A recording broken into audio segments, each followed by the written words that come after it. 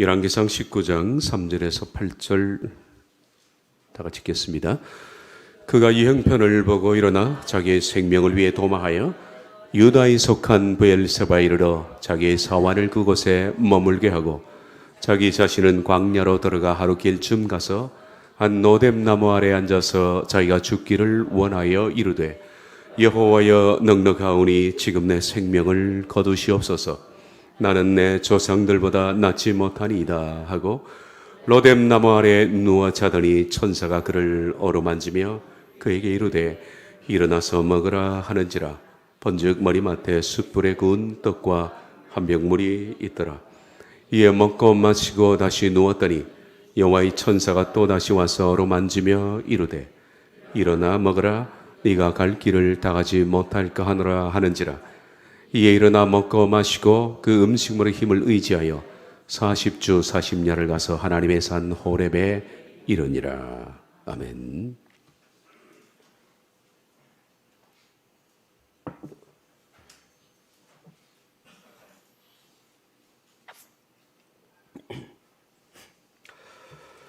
아마 우리 가운데 대부분이 이런 고백을 한 번 정도 해본 적이 있을 겁니다. 많이 듣는 얘기입니다. 빨리 천국 가고 싶어요. 그런데 이 고백의 동기를 저는 두 가지라고 생각합니다. 첫째는 정말 천국을 사모해서 빨리 가고 싶어요 하는 사람이 있지만 두 번째로는 탈진해서 그렇습니다. 어느 쪽이 더 많으냐? 탈진한 사람이 더 많습니다. 다시 말해서 탈진해서 도피하고 싶은 생각에서 이런 얘기들을 하는 겁니다. 어떤 사람이 그랬습니다. 빨리 천국 가고 싶다. 그래서 제가 물었습니다. 왜 그렇게 빨리 가고 싶습니까? 그랬더니 하시는 말씀이 좀 쉬고 싶습니다. 세상살이가 너무 피곤해서 빨리 쉬고 싶습니다. 탈진입니다. 이번은 20년 동안에 이른 아침부터 밤 늦게까지 하루도 쉬지 않고 너무 바삐 일을 하신 겁니다.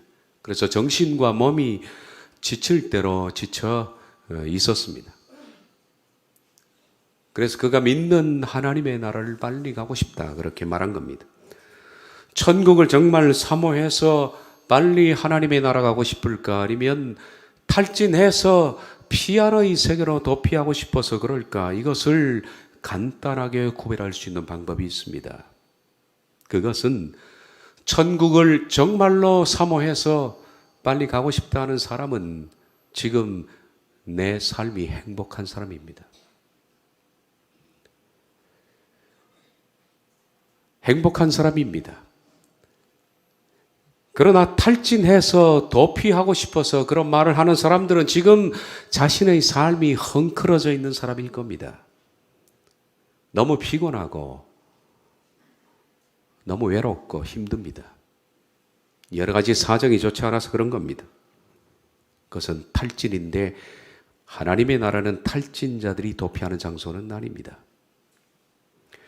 특히 감정 노동자들이 현대에는 많이 늘어납니다. 감정 노동자들이 이런 탈진 현상이 두드러집니다. 전화 받는 직업, 서비스업 계통의 사람들이 이런 탈진 현상이 두드러집니다. 목사에게도 탈진 현상이 심각하다라고 통계적으로 말합니다. 어떤 목사의 고백입니다. 그는 이렇게 말합니다. 나는 웃고 있지만은 속은 시커멓게 썩어 있었고 내 삶은 평안하지 못했다. 내 영혼은 무너져 내리고 있다. 속은 썩어 문드러지지만은 밖으로는 웃어야 하는 감정 노동자들이 오늘 현대에 많이 탈진을 겪곤 합니다. 탈진이라는 이 말을 제일 처음 사용한 사람은 정신분석학자인 프로이덴버그라는 사람입니다. 문자 그대로 탈진은 번아웃, 다 태워버렸다는 뜻입니다. 원래 이 뜻은 다 에너지를 태워버렸다라는 뜻입니다. 번아웃 문자 그대로입니다. 내 속에 에너지를 다 써버려서 이제 나를 가동할 힘이 없는 상태, 그것을 탈진이라 그렇게 부릅니다. 사람의 몸과 정신은 자동차처럼 연료를 보충을 해야 갑니다. 무한정이 속에 나오는 것이 아닙니다. 우린 먹지 않으면 죽습니다. 몸도 좋은 에너지를 많이 먹어야 그것이 건강해서 육체적으로 노동을 하고 육체적으로 일을 하고 운동을 하고 해도 영양 결핍이 되어서 쓰러지지 않는다는 겁니다. 쓰는 만큼 육체는 에너지를 보충해야 합니다. 정신도 마찬가지입니다. 그런데 사람들은 밥은 먹어서 좋은 음식은 먹어서 에너지를 육체적으로 보충하는데 정신의 에너지는 보충되어야 한다는 생각을 별로 안 하고 사는 것 같습니다. 몸과 정신이 뭐가 중요하냐? 다 중요하지만 특별히 정신이 굉장히 중요하거든요. 그런데 이 정신을 보충하지 않습니다. 쓰는 것보다 보충하는 시간이 만약에 적으면 내가 나가서 정신 에너지를 100을 썼는데 매일 보충하는 것이 100을 썼고 그리고 80을 썼다. 80을 보충한다. 그것도 많이 보충하는 건데 100을 썼는데 50밖에 보충을 안 했다. 이것이 시간이 지속되면 나중에는 어떻게 될까요? 번아웃이 되는 겁니다. 다 탈진되는 겁니다. 나도 모르게 어느 날 쓰러지는 겁니다. 이 정신 에너지를 가장 많이 쓰는 에너지원이 어딜까요? 그것은 스트레스입니다. 스트레스는 우리 속에 정신 에너지를 많이 소모하는 그런 것입니다. 스트레스를 받기 시작하면 여러분 속에 정신 에너지가 소모되기 시작하는데 많이 받으면 받을수록 많이 쓰입니다. 마치 과속을 하면 130km, 140km로 차를 밟으면 에너지가 줄줄 새는 것처럼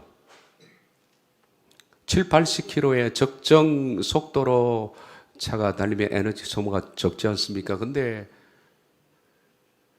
과속하게 되면 에너지가 줄줄 새는 것처럼 여러분들이 스트레스를 많이 받아서 뒷골이 땡길 정도로 그리고 가슴이 아플 정도로 머리가 띵할 정도로 스트레스를 많이 받는 것은 내 속에 정신 에너지가 지금 많이 소모되고 있다는 것입니다. 그런데 현대인들은 너나 할 것 없이 뒷골이 땡길 정도로 에너지를 많이 쓰고 집으로 돌아오는데 그렇게 많이 스트레스를 받고 집에 들어와서 정신 에너지를 다 방전한 상태로 너덜너덜해서 집에 들어오지만은 이걸 보충하지 않고 바로 밥 먹고 TV 보고 스마트폰하고 잠자리에 드는 겁니다. 들어와서 휴대폰은 충전하는데 정신 에너지는 충전을 안 하고 그냥 산다는 겁니다. 참 문제죠. 물론 식사를 하고 TV를 보고 잠을 자는 동안에도 어느 정도 정신 에너지는 자연적 휴식으로 충전이 됩니다. 하나님께서 인간에게 주신 선물 중에 하나가 잠입니다. 언젠가 제가 잠에 대해서 말씀을 드리겠습니다만은 이 잠, 특별히 잠 속의 꿈은 하루 종일 내가 받았던 스트레스를 풀어주는 대단히 중요한 도구입니다. 만약에 그가 잠을 자지 않고 꿈을 꾸지 않으면 이 스트레스를 풀 수가 없는 겁니다. 하나님은 인간에게 잠이라는 걸 통해서 자동적으로 에너지가 어느 정도 보충되게 하셨다는 겁니다. 그러나 우리가 하루 종일 에너지를 방전하고 돌아와서 TV를 보고 스마트폰을 하고 그리고 잠을 자더라도 방전된 에너지만큼 그렇게 보충이 되지 않습니다. 너무 많이 써버린 겁니다. 이 정신 에너지가 가장 많이 충전되는 데가 어디냐 하면 가족과 동료들과의 따뜻한 교감입니다. 우리가 몇 마디 상담을 통해서 따뜻한 친근감을 통해서 내가 머리 아프고 골치 아프고 뒷골 땡기는 일들이 마음속으로 어떻게 생각됩니까? 아, 그래, 별것 아니다. 이겨내자. 보충되는 겁니다. 그것이 교감이며 위로며 상대방을 칭찬하는 겁니다. 상대방을 칭찬하고 높여주면 그 사람 속에 많은 정신적 에너지가 보충이 되는 겁니다. 그런데 오늘날 현대 가정은 정신 에너지 보충소로, 이 충전소로서 이 기능을 잃어버렸습니다.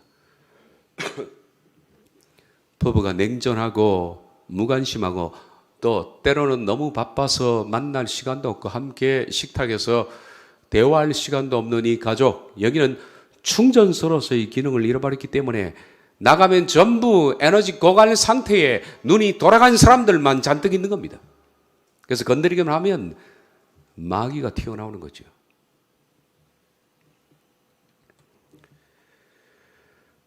엘리야는 지금 로뎀 나무에 쓰러졌습니다. 밑에.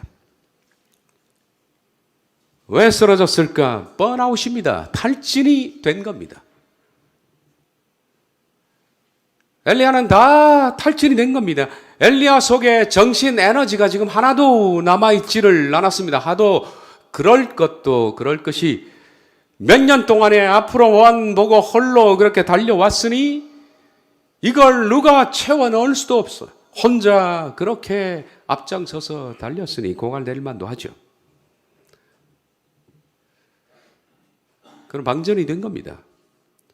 완전히 방전되어서 엘리야는 지금 일어설 힘이 하나도 없는 겁니다. 여러분 탈진된 상태에 우리 경험을 해봤지 않습니까? 누워서 손가락 까딱도 하기 싫어. 누구와 대화하기도 싫고 밥 먹기도 싫고 이게 심하면 거식증까지도 가지 않아요. 먹기도 싫고 만나기도 싫고 다 싫은 거예요. 그러다가 이게 충전이 안 되면 자살도 사람들이 하지 않습니까? 무서운 병입니다, 이게.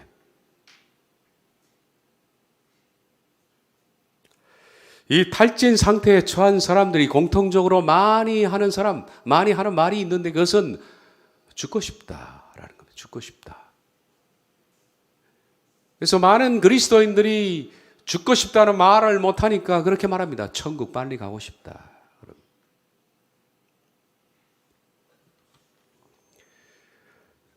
엘리야도 마찬가지입니다. 열왕기상 19장 4절에 여호와여 넉넉하오니 지금 내 생명을 거두시옵소서. 나는 내 조상들보다 낫지 못하니이다. 공동번역은 이렇게 번역합니다. 야훼여 이제 다 끝났습니다. 저의 목숨을 거두어 주옵소서.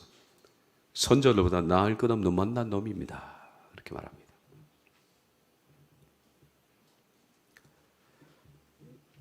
죽고 싶다는 얘기입니다.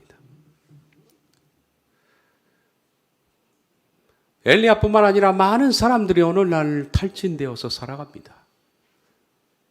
이 각박하고 경쟁이 치열하고 조금이라도 한눈 팔면 먹고 사는데 치명상을 입는 누구를 제껴야 하고 누구를 이겨야 하는 이 험악한 세상에서 사람들은 정신 에너지를 너무 많이 고갈해서 쉽게 탈진되어 살고 있고 일주일 동안 세상살이를 하고 돌아오는 우리 그리스도인들도 마찬가지입니다. 탈진되어서 오는 겁니다. 그래서 로뎀이라는 나무 밑에 이 탈진 장소에 쓰러졌는데 저는 오늘 여러분에게 드리고 싶은 말은 이 로뎀 탈진 장소를 로뎀 병원으로 좀 바꾸고 싶다. 어떻게 하면 탈진을 이길 것인가? 탈진한 사람들은 다 그 사람들 말 속에 다 들어 있습니다. 자살하기 직전에 사람들은 죽고 싶다는 말을 자주 합니다. 그게 자살 증후군이라고 부르죠. 징조입니다. 어떤 징조가 나타나는 겁니다. 엘리야도 마찬가지로 탈진했기 때문에 탈진한 사람들의 공통적인 증후군이 나타나는데 그 중에 하나가 우리가 방금 읽었던 죽고 싶다라는 말입니다. 그럼 엘리야는 왜 그랬을까? 왜 그가 열왕기상 18장에 그렇게 놀라운 선지자가 하루아침에 이렇게 번아웃이 되어서 죽고 싶다고 그러는가? 그 원인을 우리가 오늘 이 말씀에서 찾아볼 수가 있는 겁니다. 열왕기상 19장 9절 상반절에서 10절 말씀입니다. 여호와의 말씀이 그에게 임하 이르시되 엘리야야 네가 어찌하여 여기 있느냐? 그가 대답하되 내가 만군의 하나님 여호와께 열심히 유별하오니. 다음 시간에 제가 말씀드리겠습니다만 열심을 많이 내는 사람들이 탈진병에 잘 걸리거든요. 이는 이스라엘 자손이 주의 언약을 버리고 주의 제단을 헐며 칼로 주의 선자들을 죽였음이며 오직 나만 남았거늘 그들이 내 생명을 찾아 빼앗으려 하나이다. 그의 말 속에 이 탈진의 원인이 되는 그 원인이 여기 보이고 있습니다. 엘리야는 이렇게 말합니다. 오직 나만 남았거늘, 오직 나만 남았습니다. 하나님, 온 세상에 나 혼자밖에 없습니다. 이 허탄한 독백 속에 엘리야의 탈진 원인을 우리가 찾아올 수가 있는데 그것은 고독입니다. 고독입니다.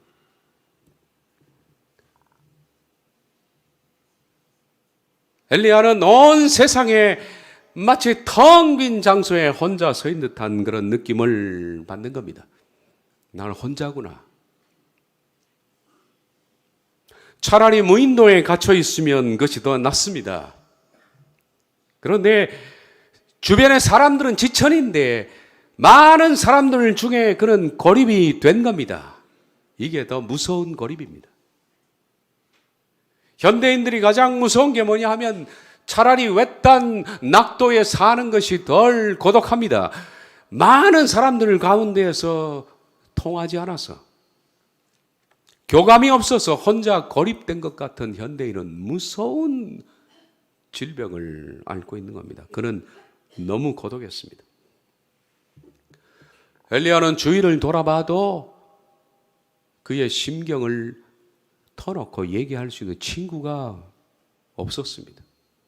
하기야 우리가 이해가 될 것이 누가 엘리야하고 친구를 하겠습니까? 그럴 만도 하죠. 친구, 그는 3년 반 동안에 그리 시내가에 그리고 다른 사르밧 시돈이라는 동네에 말도 통하지 않는 곳에서 거기 살았습니다. 외국에 살았고 고립되어 살았습니다. 그러니 누가 교감을 했겠습니까? 그리고 그는 쫓겨다녔습니다. 까마귀가 친구였습니다. 그럴 만하죠. 엘리야는 자기 마음을 터놓고 얘기할 친구가 없는 겁니다. 분명히 주변에 사람은 있습니다만은 사람이 없습니다. 마치 홍수가 나면 물은 지천에 있지만 마실 물이 없는 것처럼 사람들 사이에 고립이 된 겁니다. 모두 다 나를 외면하는 것 같고 이 세상에 나는 고아와 같은 왕따를 당한 그런 느낌이 드는 겁니다. 엘리야는 이 고독의 시간이 길어지면 길어질수록 그의 속에는 에너지가 점차 방전이 되었고 갈멜산 전투를 치르고 모든 에너지를 다 쏟은 뒤에 그는 하나도 남지 않았습니다. 번아웃이 된 겁니다. 다 태워버린 겁니다. 다 태워버렸으니까 휘발유 떨어진 자동차처럼 차가 움직이를 못하고 제자리에 서버린 겁니다. 그래서 그는 이렇게 말합니다. 저는 혼자입니다. 저는 혼자입니다. 사실 고독이라는 것은 그렇게 나쁜 게 아닙니다. 왜냐하면 고독은 저는 좋은 것이라고 생각합니다. 고독은 하나님께서 인간을 창조하실 때 그 속에 하나님이 넣어두신 창조물입니다. 본능입니다. 그래서 사람은 고독해야 합니다. 왜냐하면 하나님께서 아담을 그렇게 고독한 존재로 만드셨기 때문에 아담의 후손은 다 고독한 것이 정상입니다. 이상하게도 하나님은 아담을 창조하시고 그것도 고독하게 창조하신 다음 하나님 말씀하기를 심히 좋았더라 그렇게 했습니다. 심히 좋았더라.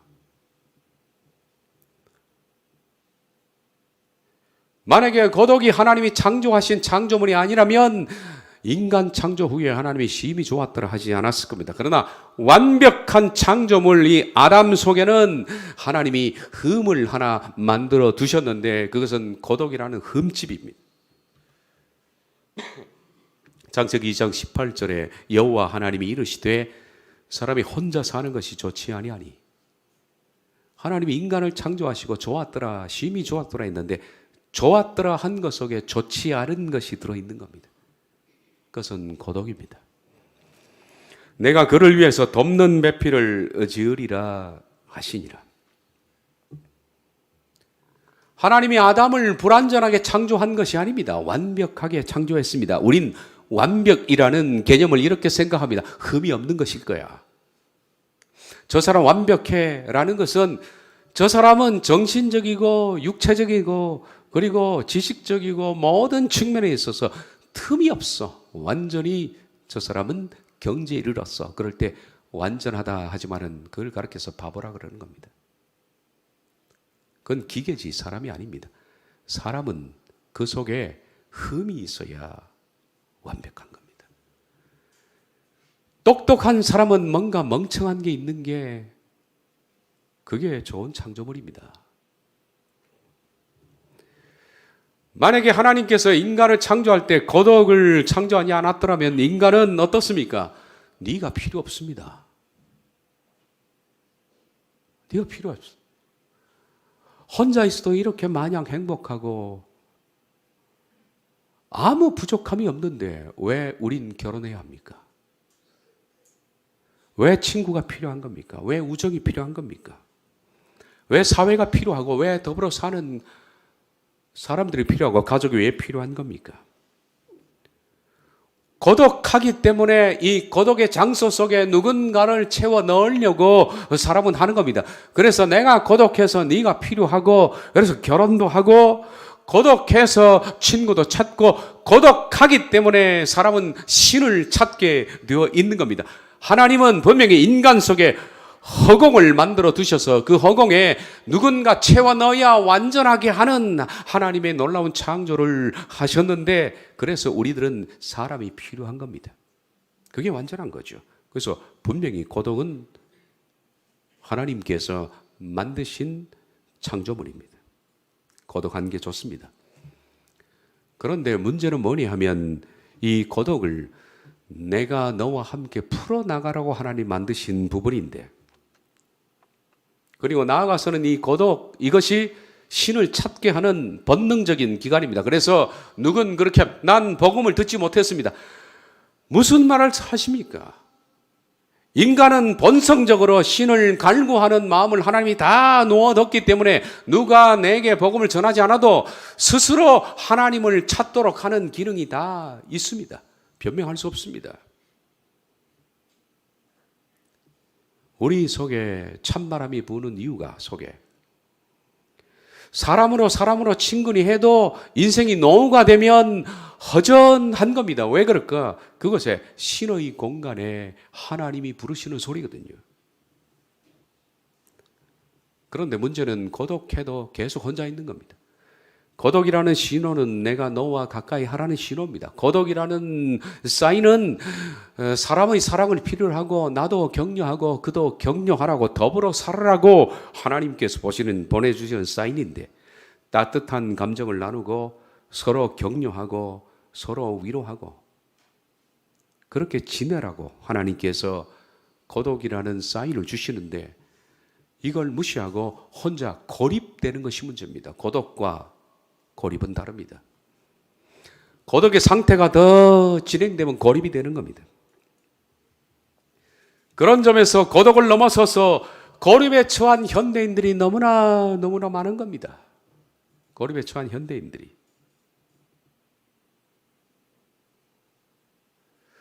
혼자 앉아서 스마트폰만 뒤다보고 있는 사람들, 인터넷만 뒤다보고 있는 사람들, 그것을 보면서 교감하고 TV만 보면서 교감하고 사람들과 만나는 것이 아니라 일과 만나는 사람들, 이 사람들은 도심 속의 무인도에 갇힌 사람들인데 아침이면 나가서 직장에서 하루 종일 일과 더불어 씨름하다가 저녁이면 퇴근해서 집에서 교감하지 않고 홀로 TV와 식사와 스마트폰을 보다가 잠을 자는 사람들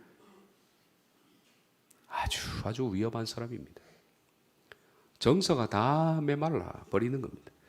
이런 시간이 길어지면 길어질수록 자신 속에 정신 에너지는 점점 고갈되어서 어느 순간에 바이올린 현이 끊어지는 것처럼 끊어져 버리는 겁니다.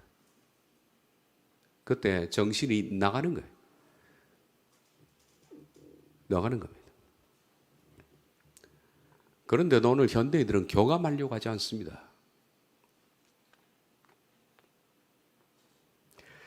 어느 잡지사에서 독자들을 대상으로 의식조사를 한 적이 있습니다.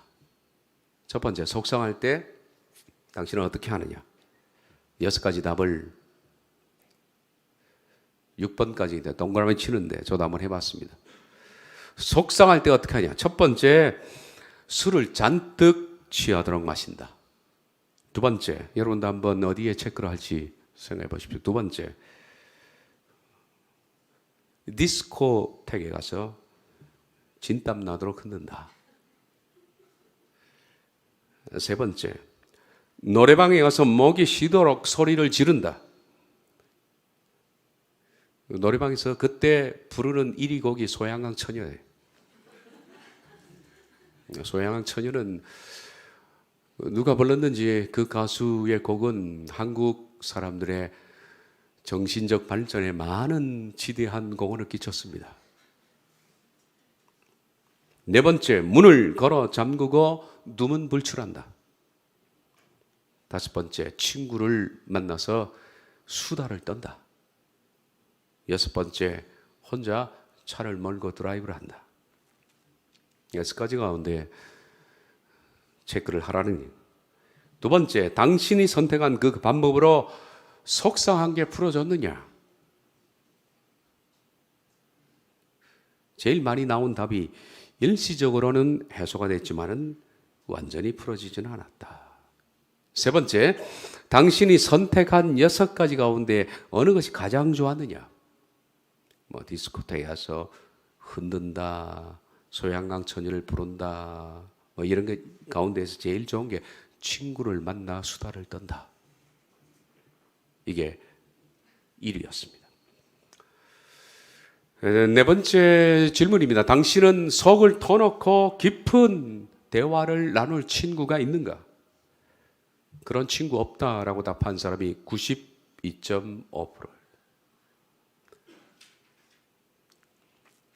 그냥 대화를 나누지 속 깊은 대화를 나눌 친구가 없다. 우린 탈진 예방법을 지금부터 볼 겁니다. 첫째는 사람이 탈진하게 되면 제일 중요한 것이 내 주변 사람입니다. 그러므로 우리 하늘사랑 교우들 하나님도 물론 계셔야 되지만은 좋은 우정을 놓치지를 말아야 합니다. 이렇게 한번 생각해 봤습니다. 만약 엘리야에게 마음을 나눌 수 있는 친구가 있었다면 어떨까? 하나님 말씀했습니다. 하나님 저는 혼자입니다. 너 말고도 내가 7,000명을 뒀다. 자기 눈에는 잘 보이지 않았지만 이 7,000명은 엘리야처럼 똑같이 하나님을 경외하는 사람들인데 우리가 신앙의 대화를 깊이 가슴 터놓고 나올 수 있는 친구들, 그 친구 아닙니까? 그러면 엘리야 주변에 7,000명이 있었던 겁니다. 우리가 전에 봤지만 오바댜라는 국내 대신도 있지 않았습니까? 오바댜. 그도 엘리야와 이 시국에 대해서 신앙에 대해서 깊이 터놓고 대화할 수 있는 좋은 친구입니다. 그런데 엘리야는 친구가 없었던 겁니다. 그러니 그가 지쳐갈 때, 탈진되어 갈 때, 정신적 에너지가 고갈될 때 만약에 오바댜와 가슴을 터놓고 얘기할 수만 있었다면 그의 위로를 받았을 건데 로뎀까지 가지 않았을 것이라고 생각합니다. 그 7,000명 가운데 엘리야가 몇 사람과 속 깊은 대화를 나눌 수 있었다면 그는 이 지경까지 가지 않았을 것이다 라고 생각합니다. 전도서 4장 9절에 10절을 보면 두 사람이 한 사람보다 나으면 그들이 수고함으로 좋은 상을 얻을 것임이라. 혹시 그들이 넘어지면 하나가 그 동물을 붙들어 일으키려니와 홀로 있어 넘어지고 붙들어 일으킬 자가 없는 자에게는 화가 있으리라. 이렇게 좋은 친구. 내가 쓰러졌을 때 나를 붙들 수 있는 친구며 가족이며 신앙의 동지며 이런 친구, 좋은 친구가 있다는 것은 내가 탈진하지 않는다는 얘기입니다. 그것은 나에게 약입니다. 약이 되는 사람들이죠. 내 주변에 그런 약이 되는 사람이 많이 있어야 합니다. 병이 되는 사람도 있지만은 약이 되는 친구들 많이 둬야 합니다. 그런데 우리 삶을 돌이켜보면 우린 점점 시간이 흐르면 흐를수록 고립되어 가고 있습니다. 유태인 철학가 말틴 부버는 나와 너라는 책을 썼습니다. 베스트셀러이죠. Ich and Du라는 책입니다. 부버는 그 책에서 말하기를 나와 너 그리고 나와 그것의 관계에 대해서 말합니다. I and you가 있고 I and it이 있는 겁니다. 나와 너라는 것은 너가 곧 사람인데 가슴 통하는 사람, I and you가 많은 사람들은 정말 행복한 사람이다. 근데 I and it, 나는 그것이라는 건 스마트폰이 될 수 있고 직장이 될 수 있고 그리고 사람도 그것일 수 있습니다. 만나서 일 얘기하고 사건 얘기하고 그것이 다 그것입니다. 나와 그것이 많은 사람은 불행하게 된다. 그렇게 말합니다. 그러면 나는 내 가족과 I and you인가 I and it인가? 내가 직장에 가서 일을 하고 돌아와서 내 가족들에게 위로를 받고 새 힘을 얻고 칭찬과 격려를 받으면 그 가족이 나에게 you입니다. 근데 일주일 내내 한 번 만나기도 힘들고 같이 식사하기도 힘들고 만나면 으르렁거리고 무슨 왼수대야 타는 그 가족은 I and it입니다. 그것은 이서의 범위를 떠나서 병이죠. 병입니다. 주변 사람들, 교인들 다 마찬가지입니다. 교회에 와서 그냥 저와 대면해서 말씀을 듣는데 말씀을 듣고 저와 경험하지 않죠. 보통. 설교만 듣고 돌아가는 사람들은 여러분 여기 와서 I and it을 만나고 가는 겁니다.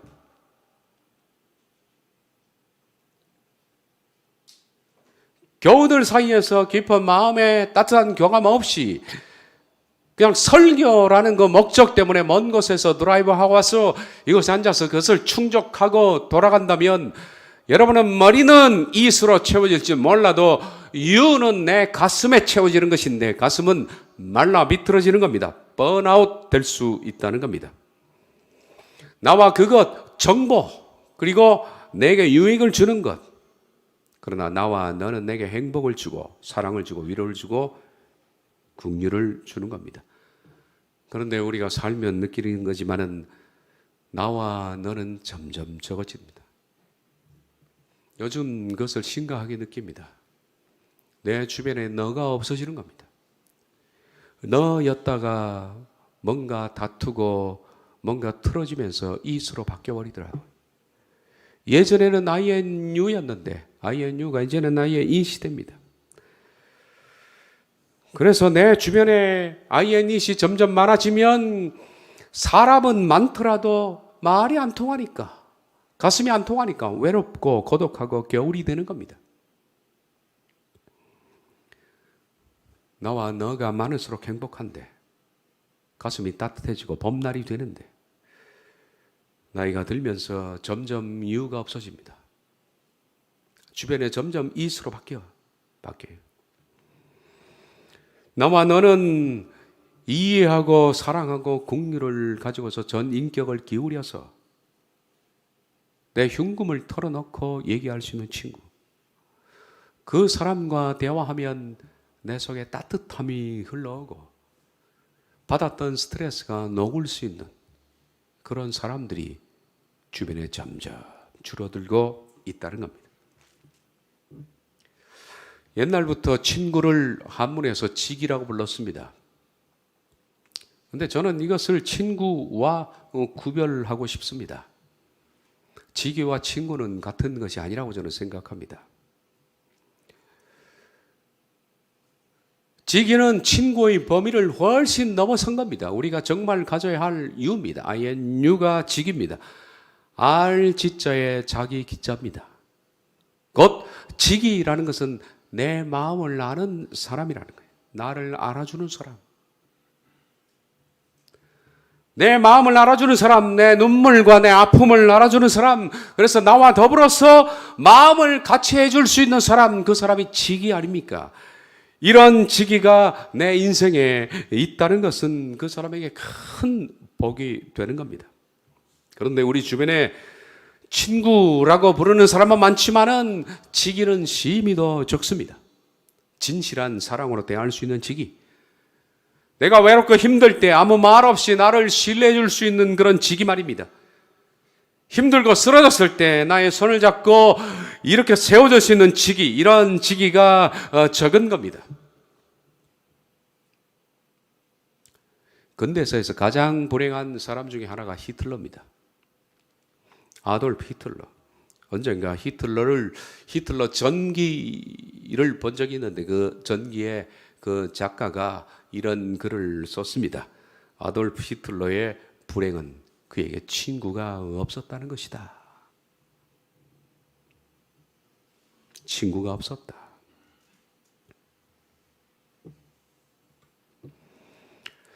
탈진 예방법 첫 번째는 좋은 직위를 두라라는 겁니다.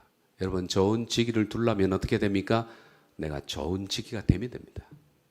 기다리지 말고 내가 그에게 따뜻한 사람이 되어주면 그도 내게 따뜻하게 해요.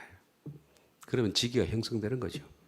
탈진 예방법 두 번째는 하나님입니다.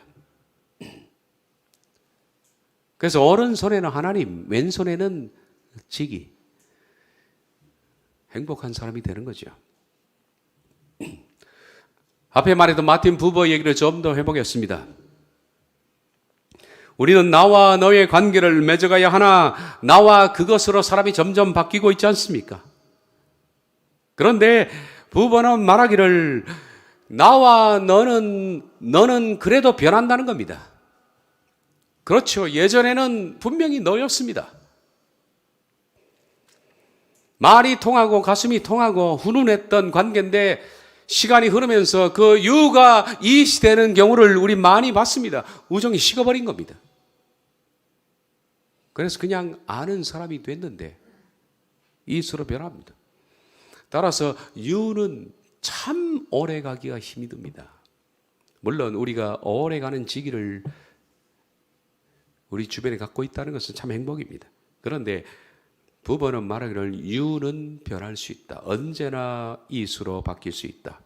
그런데 I and you 가운데 영원히 바뀌지 않는 유가 있다. 부버는 이것을 유일한 유라고 불렀습니다. Only you. 유일한 유입니다. 그리고 유일한 유를 부버는 다른 말로 표현했는데 그것은 영원한 너라 불렀습니다. 영원한 당신이라고 불렀는데 바로 그 영원한 당신이 하나님이다. 하나님은 내 친구로서 영원히 내가 친구로 다가가면 그분은 영원히 나에게 바뀌지 않는다.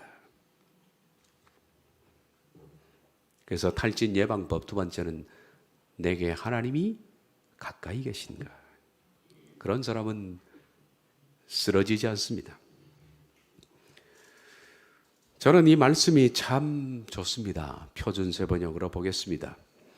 그런 다음에 그는 로뎀 나무 아래에서 누워서 잠이 들었는데 그때 한 천사가 일어나서 먹으라고 하면서 그를 깨웠다. 엘리야가 깨어보니 그의 머리맡에는 뜨겁게 달군 돌에다가 구워낸 과자와 물 한 병이 놓여 있었다. 그는 먹고 마신 뒤에 다시 잠이 들었다. 주의 천사가 두 번째 와서 그를 깨우며 말하였다. 일어나서 먹으라. 갈 길이 아직도 많이 남았다. 탈진되어서 쓰러져 있는 그 엘리야에게 하나님은 천사를 보내셨습니다. 그리고 천사가 흔들어 깨웁니다. 따뜻한 물과 따뜻한 음식을 마치 하나님의 따뜻한 마음이 전달되어 오는 것 같은, 저는 하나님의 마음이라고 생각합니다.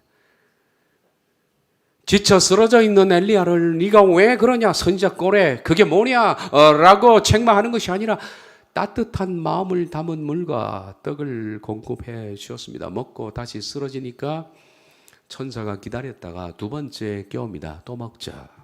마치 엄마와 같은 그런 느낌이 물씬 풍기는 대목입니다.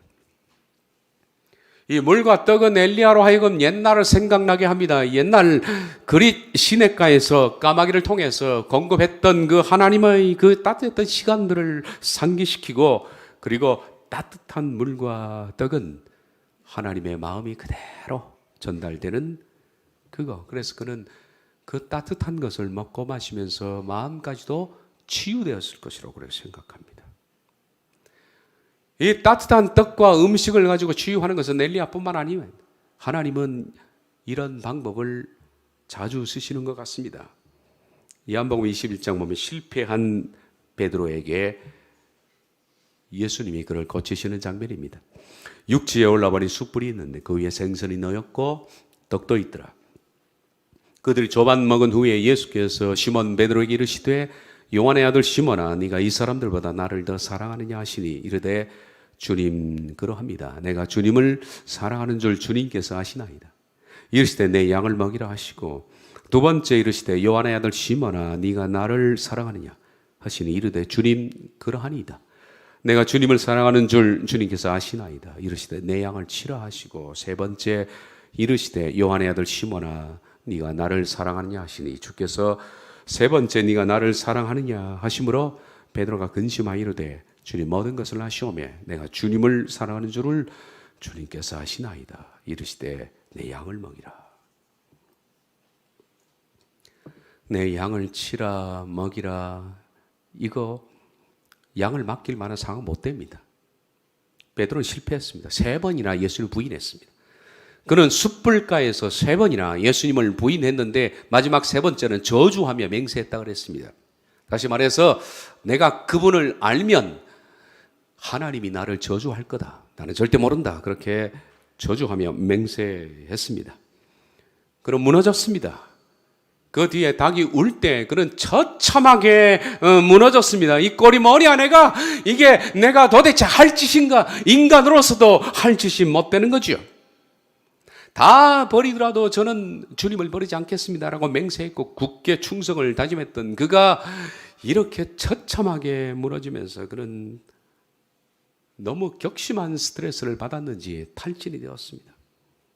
예수님 다시 부활하셨고 그리고 그를 찾아오셨습니다. 이른 아침 엘리야처럼 해변에는 배고픈 제자들을 위해서 떡을 고기를 숯불에 구워 놓았습니다. 베드로가 왔을 때 그 숯불을 보는 거죠. 숯불가에서 3번 부인했으니까 예수님은 그 숯불가에서 3번 네가 나를 사랑하느냐, 내가 너에게 양을 맡기겠다라고 그를 회복시켜 주는 겁니다. 따뜻한 음식을 먹으면서 그는 마음이 치료됐을 겁니다.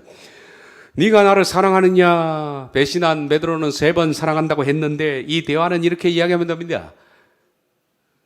나는 너를 다 이해한다. 네 3번 부인을 내가 다 용서한다. 너에게 일을 맡기겠다. 그리 시냇가에서 까마귀를 통해서 떡을 먹이신 하나님은 로뎀 나무 아래에서도 따뜻한 떡을 그에게 먹여서 그를 흔들어 깨웠습니다. 하나님께서 엘리야에게 말씀을 하시는 겁니다. 엘리야야, 힘을 내라. 내가 너에게 있지 않느냐. 성경은 이 따뜻한 떡과 물을 먹고 엘리야가 어떻게 됐는지를 이렇게 말하고 있습니다. 이에 일어나 먹고 마시고 그 식물의 힘을 의지했다. 그런 힘을 낸 겁니다. 탈진해서 일어선 거죠. 여러분, 우린 누구나 다 살다 보면 탈진할 수 있습니다. 저도 수차례 탈진을 했습니다. 그리고 앞으로도 탈진할 수도 있습니다. 누구나 지쳐 쓰러질 수 있습니다. 탈진할 때는 하나님이고 신앙이고 다 귀찮아요. 그것이 사람입니다. 그러나 이 사람이 탈진했지만은 우린 고독할 수가 있는데 고립되어서는 안 된다는 거예요. 고립되어서는 안 됩니다. 따라서 우리들은 에너지를 보충을 해야 합니다. 에너지를 보충해야 돼요. 누구로부터? 사람으로부터. 두 번째, 하나님으로부터. 이제 우리들은 로뎀 나무가 로뎀 병원이 되었으면 좋겠다라는 생각이 듭니다. 이 병원에서 탈진을 치료하는 방법은 2가지였습니다. 하나는 좋은 사람들, 지기들, 그리고 두 번째는 하나님입니다. 이제 여러분들은 적극적으로 이 방향으로 나아가야 합니다. 제가 카페에 지난주에 썼던 댓글에 대한 짧은 생각 시간 내서 한번 읽어보시기를 바랍니다. 제가 말씀을 드렸지 않습니까? 격노라고 논쟁하는 댓글은 마귀가 붙는다 그랬습니다. 그러나 사람을 위로하고 격려하고 세워주는 댓글은 그것은 천사가 하는 것과 똑같은 겁니다. 이걸 좀 하라는 겁니다. 저는 소망이지만은 우리 카페가 치유의 카페, 로뎀 병원이 되었으면 좋겠다라는 생각을 해봅니다. 앞으로 카페는 시들해질 겁니다. 이제는 카페 시대가 지나가고 있습니다. 이 카페로 들어와서 고립된 채 자기를 방치하지 말고 친구성으로 들어와서 내가 댓글로 그 사람을 격려하고 위로하면 내가 치유가 됩니다. 사람은 남을 치유하면서 내가 치유가 되는 겁니다. 근데 수많은 사람들이 들어와서 그를 구경하고 구경꾼으로 팔짱 끼고 있다가 보고 나가는 겁니다. 나는 그 사람이 참 불행한 사람이라고 생각하며 위험한 사람이라고 생각합니다. 탈진할 수 있는 확률이 높은 사람입니다. 여러분, 의사가 되는 사람이 되어야지 사람이 병이 되는 사람이 되어서는 안 된다는 겁니다. 하나님이 또한 두 번째, 로뎀 병원에서 두 번째는 하나님이 내 곁에 있다는 것을 잊지 말라. 따뜻한 떡과 물로 준비해서 내 마음을 녹이신 그 하나님이 내 곁에 친구로 계심을 잊지 마라. 우리가 이 찬송 기억하죠. 하나님 한 번도 나를 실망시킨 적 없으시고 언제나 공평과 은혜로 나를 지키셨네. 신실하신 주, 신실하신 주. 내 너를 떠나지 않으리라. 내 너를 버리지도 않으리라. 약속하셨던 주님, 그 약속을 지키사 이후로도 영원토록 나를 지키시리라 확신하네. 지나온 모든 세월들 돌아보아도 그 어느 것 하나 주의 손길을 안 미친 것 전혀 없네. 신실하신 주, 신실하신 주. 내 너를 떠나지 않으리라. 그분은 우리 가까이 계십니다. 고독이라는 이 질병, 현대인의 병입니다. 탈진되면 신앙도 위기가 옵니다. 우린 다 이겨내야 합니다, 여러분. 하늘사랑 교회가 로뎀 병원이 되었으면 좋겠고 여러분 각자가 서로 의사가 되었으면 좋겠습니다. 기도하겠습니다.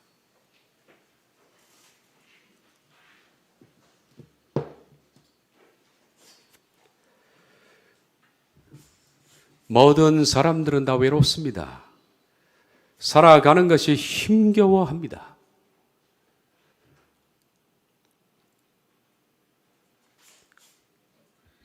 우리가 이 거친 세상을